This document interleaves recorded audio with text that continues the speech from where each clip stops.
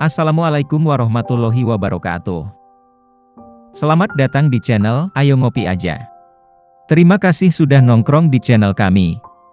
Jika video ini bermanfaat, silahkan Anda share video ini dan terus dukung channel ini dengan cara klik tombol like, subscribe dan aktifkan notifikasinya serta berikanlah komentar dengan bijak. Terima kasih dan selamat menonton. Gambaran saat sakaratul maut. Siapakah yang ingin mengetahui besarnya penderitaan saat sakaratul maut? Pedihnya tidak dapat diketahui dengan sebenarnya, kecuali oleh orang yang telah merasakannya. Kita pada saatnya nanti akan merasakan kepedihan itu. Maka, saksikanlah bagaimana penuturan Sang Hujjatul Islam, Imam Ghazali, mengenai kala ajal menjelang dalam Ihya Ulumuddin. Sang Imam menyebut, sakaratul maut hanya akan dialami makhluk yang memiliki ruh. Ruhlah yang sejatinya merasakan kepedihan saat sakaratul maut. Jika badan seseorang tertimpa luka, bekas kepedihan fisik itu akan menjalar sampai ke ruh. Jika ia terbakar, rasa sakit yang dialami badan akan terasa jua oleh ruh.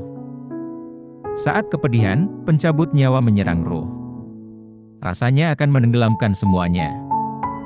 Ruhlah yang ditarik dari badan, dicabut dari tiap urat badan, ditarik perlahan dari urat saraf, dari sendi-sendi, dari pokok setiap rambut dan kulit, dari ujung kepala hingga tapak kaki.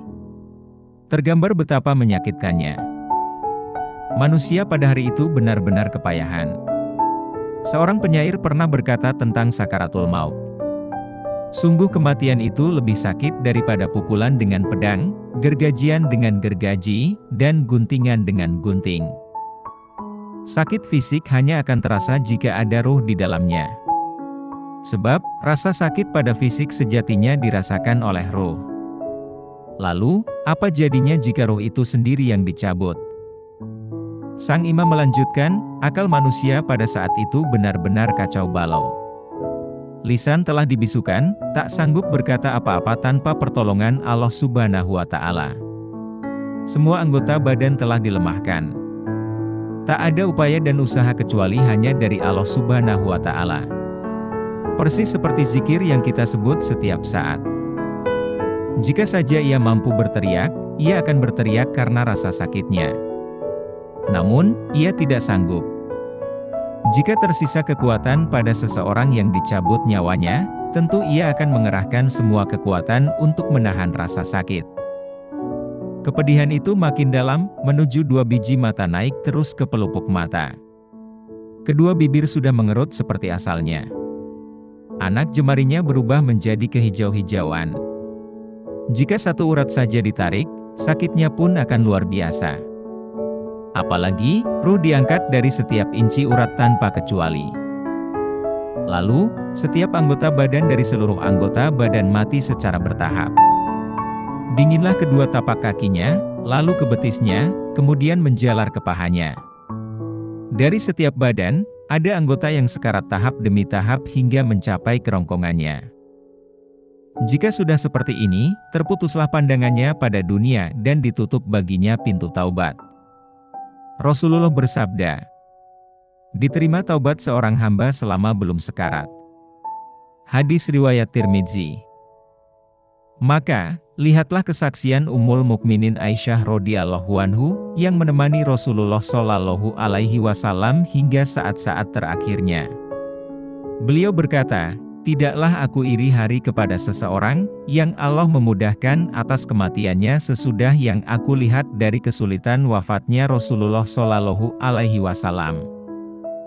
Duhai, betapa berat dan pedihnya sakaratul maut itu. Syaddad bin Aus pernah berkata soal kematian. Kematian adalah huru-hara yang paling buruk di dunia. Ia lebih sakit dibanding digergaji dengan gergaji atau direbus dalam periuk. Maka, benarlah jika kematian yang tiba-tiba itu sejatinya sebuah kenikmatan. Rasulullah Shallallahu alaihi wasallam bersabda, kematian secara tiba-tiba adalah kesenangan bagi orang mukmin dan penyesalan atas orang yang berbuat maksiat. Hadis riwayat Ahmad. Tidak ada yang lebih baik dibandingkan menyambut kepedihan sakaratul maut dengan terus tegap di atas iman. Kita tak pernah lagi tahu kapankah sakaratul maut itu akan bertamu. Kepedihan apa yang akan menghadap? Seorang mukmin sejati hakikatnya adalah mereka yang bahagia dengan perjumpaan dengan Allah. Rasulullah Shallallahu Alaihi Wasallam bersabda, "Siapa saja yang menyukai perjumpaan dengan Allah, niscaya Allah menyukai perjumpaan dengannya, dan siapa saja yang tidak menyukai perjumpaan dengan Allah, niscaya Allah tidak menyukai perjumpaan dengannya." Lalu, para sahabat berkata, "Kami semua tidak menyukai kematian." Beliau bersabda, "Sesungguhnya, orang mukmin jika dilapangkan baginya sesuatu, niscaya ia akan menyukai perjumpaan dengan Allah, dan Allah akan menyukai perjumpaan dengannya." Hadis riwayat Bukhari Muslim. Tiap kita pun pantas terus berdoa, agar detik-detik sakaratul maut kita akan berakhir dengan husnul khotimah. Sebuah cara yang paling indah untuk memulai perjumpaan dengan Zat yang menciptakan kita dari tanah, lalu memberikan amanah besar untuk mengurus dunia ini. Semoga bisa menjadi teladan bagi kita semua. Amin. Terima kasih sudah menonton. Wassalamualaikum warahmatullahi wabarakatuh.